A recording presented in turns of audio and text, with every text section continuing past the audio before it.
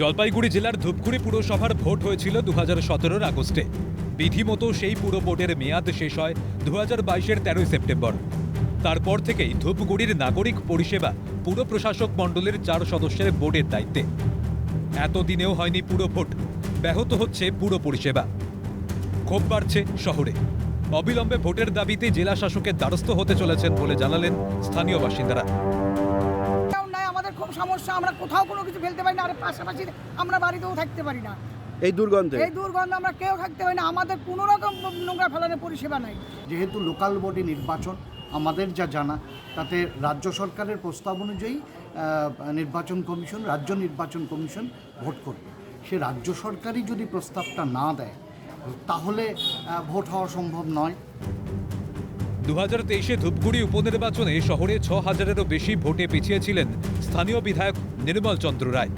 তাকে জেতায় গ্রামের ভোট। এজন্যই কি পুরো ভোট করতে এত অনীহা শাসক দলের? কারণ বুঝতে পারছে না তৃণমূলেরই একাংশ।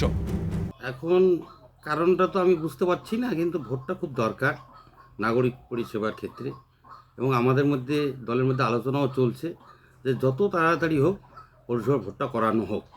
পৌরসভার ভোটটা করানো না হলে 4 জন পৌর প্রশাসক দিয়ে 16টা ওয়ার্ডের পরিষেবা স্বাভাবিকভাবে হচ্ছে না। মানুষের একটু ক্ষোভ হচ্ছে, সংগঠনের ঘাটতিও ছিল।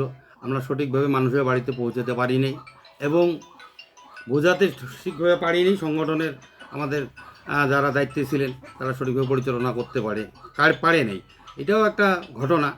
তো সেটা সংশোধন করে আমাদের দল চিন্তাভাবনা করছে 26-এ যাতে পৌরসভা আমরা লিড পাই, এবং 26-এর নির্বাচনের আগে যাতে পৌরসভার ভোটটা হয়, দলেরও আমাদের একটা চিন্তাভাবনা আছে।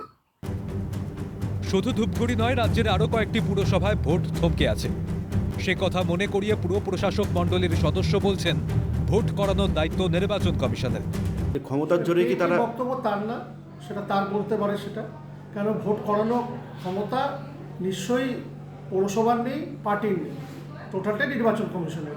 এবং এটা না যে খালি একটা ধূপগুড়ি পৌরসভা বাকি আছে, হাওড়া কর্পোরেশন থেকে শুরু করে, নলাটি থেকে শুরু করে, সব কথা হলো ভোট করানোর দায়িত্ব আমাদের হাতে থাকে না।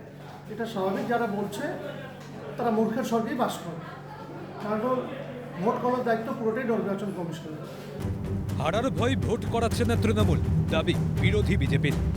তৃণমূলের ভাইস চেয়ারম্যান এখানে অ্যাডমিনিস্ট্রেটিভ বোর্ডে বসে বলছেন, যারা এখানে জানে না তারা মূর্খের স্বর্গে বাস। আমি বলছি যে আপনি মূর্খ না আপনি সঠিক, আপনি তার প্রমাণটা দিন। আমাদের শুধু দেখাক যে তারা নির্বাচন কমিশনের কাছে, রাজ্য নির্বাচন কমিশনের কাছে তারা দরবার করেছে যে এখানে পৌরসভার ভোটটা হোক। চিঠি আছে? কিচ্ছু নেই। তারা শুধুমাত্র মৌখিকভাবে বলছে যে আমরাও ভোট চাই। তো তোমরা যখন ভোট চাও, ভোটটা করো না। যে ধরনের ঘাপলা তারা করেছে, বিশেষ করে পানীয় জল, ঘরের দুর্নীতি, যে ধরনের কাজ তারা করেছে, তাহলে আগামী দিনে মানুষ তৃণমূল কংগ্রেসকে ভোট দিবে না। এবং ধূপগুড়ি পৌরসভার 16টি ওয়ার্ডে পাল্টা জবাব দিয়েছেন পুর প্রশাসক মণ্ডলীর সদস্য। সে তো মাদারিহাট বাই ইলেকশনে মানুষ কাকে সমর্থন করে দেখে দিয়েছে, ধূপগুড়ি বাই ইলেকশনে মানুষ কাকে সমর্থন করে সেটা দেখে নিয়েছে। পুরো ভোট না হওয়া নিয়ে তৃণমূল বিজেপি দুপক্ষকেই বিঁধেছে বামেরা।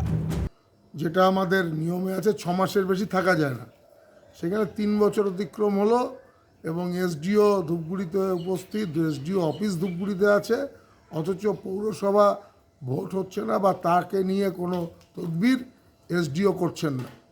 মানুষ পরিষেবা পাচ্ছে না, ডাম্পিং গ্রাউন্ড নেই, রাস্তাঘাটে নোংরা, ড্রেনের অবস্থা খারাপ। ধূপগুড়ি পৌরসভা মানে ভাগার লড়াই। আর আমাদের যারা বিরোধী বন্ধুরা আছে পৌরসভায়, বিজেপি, ওরাও হলো তৃণমূলের সাথে এক হয়ে ভাগাভাগি করে ভাগের অর্থ পাচ্ছে আর চুপচাপ বসে আছে। 2022-এ পুরো ভোটের মেয়াদ শেষ হয়েছে। এর মধ্যে হয়ে গিয়েছে লোকসভা ভোট। আগামী বছর আসছে বিধানসভা ভোট। তাও পুরো ভোটের দেখা নেই ধূপগুড়িতে। নাগরিক পরিষেবা প্রায় শিখে, আর রাজনৈতিক দলগুলি পরস্পরের বিরুদ্ধে তোপ দেখে চলেছে। সাধারণ মানুষকে ন্যূনতম পুরো পরিষেবা দেওয়ার কথা ভাবার কি এখনো সময় আসেনি? ধূপগুড়ি থেকে ঝিলম দেবের রিপোর্ট, ক্যালকাটা নিউজ।